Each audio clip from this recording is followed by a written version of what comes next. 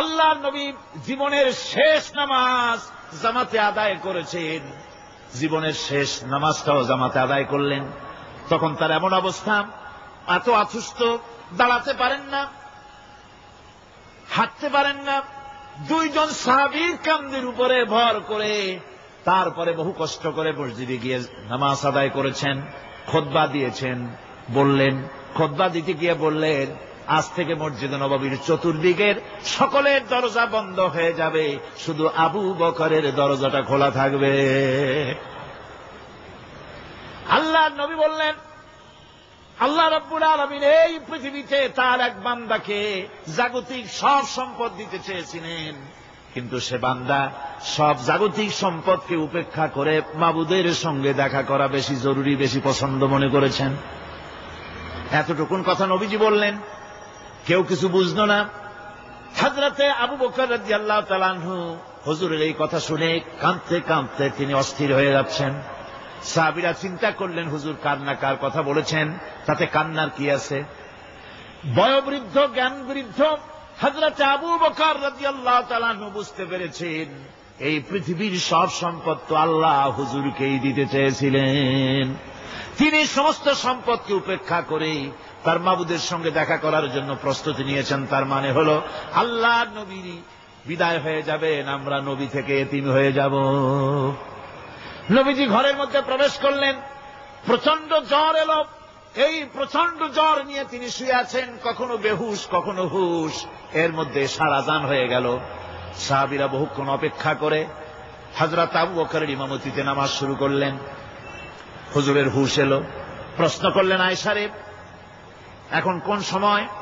হযরত আয়েশা বলেন, ইয়া রাসূলুল্লাহ, মসজিদে নববীতে নামাজ শুরু হয়ে গেছে। সাহাবীরা অনেকক্ষণ অপেক্ষা করে আমার বাবার ইমামতিতে নামাজ পড়তেছে সবাই, কিন্তু সাহাবীরা কেঁদে কেঁদে নামাজের মধ্যেই কাঁদতে কাঁদতে অস্থির হয়ে যাচ্ছে।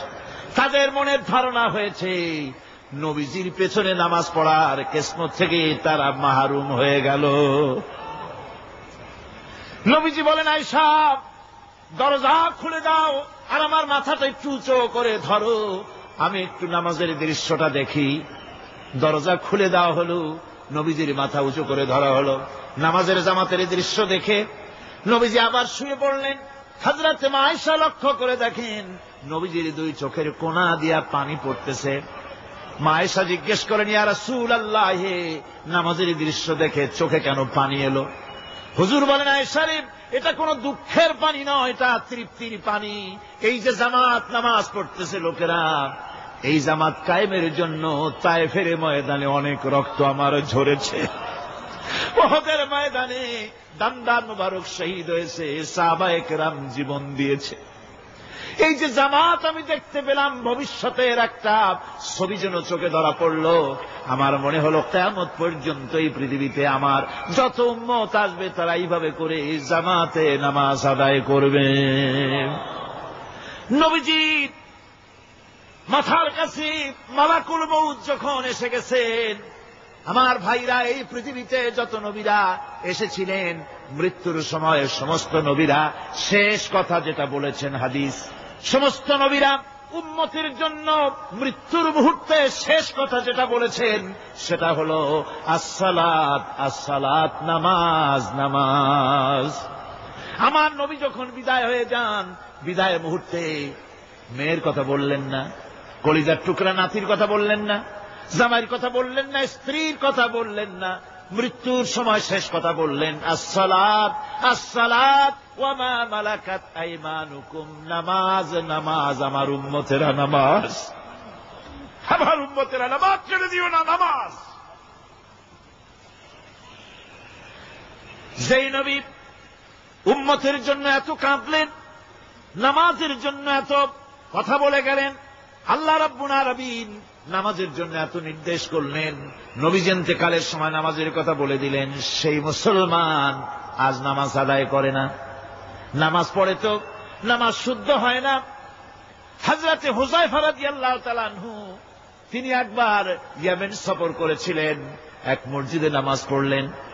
একজনকে তিনি নামাজ পড়তে দেখলেন, নামাজ পড়তে দেখে তিনি অপেক্ষা করলেন। লোকটার নামাজ হয়ে যাওয়ার পর তিনি প্রশ্ন করলেন, আল্লাহর বান্দা, তুমি কতদিন এরকমের নামাজ পড়তেছ? তিনি বললেন, প্রায় 40 বছর তো হবে আমি এরকম নামাজ পড়তেছি। হযরতে হুযায়ফা বলেন, তুমি কি আমারে চেনো? কয়, না, চিনি না। হযরত হুযায়ফা বললেন, আল্লাহর বান্দা শোনো, আমি হচ্ছি আল্লাহর নবী মুহাম্মদুর রাসূলুল্লাহ সাল্লাল্লাহু আলাইহি সাল্লামের সাহাবী হুযায়ফা। ও আল্লাহর বান্দা, তুমি যেভাবে নামাজ পড়েছ এইরকম যদি 40 বছর নামাজ পড়ে থাকো, আল্লাহর কসম করে বলি, নবীজি যে নামাজ শিখাইছেন তোমার সে নামাজ হয় নাই। রাসূলুল্লাহ নামাজ হয় নাই, নামাজ পড়লেই হবে না। রাসূলুল্লাহ বলেছেন, নামাজ পড়ো সেইভাবে যেভাবে আমার পড়তে দেখো। নামাজ হচ্ছে ফাউন্ডেশন। ঠুকঠাক করে 2টা সেজদা দিয়ে উঠে যাবেন, আপনার ইসলামী আন্দোলনের 4 পয়সার দাম নাই।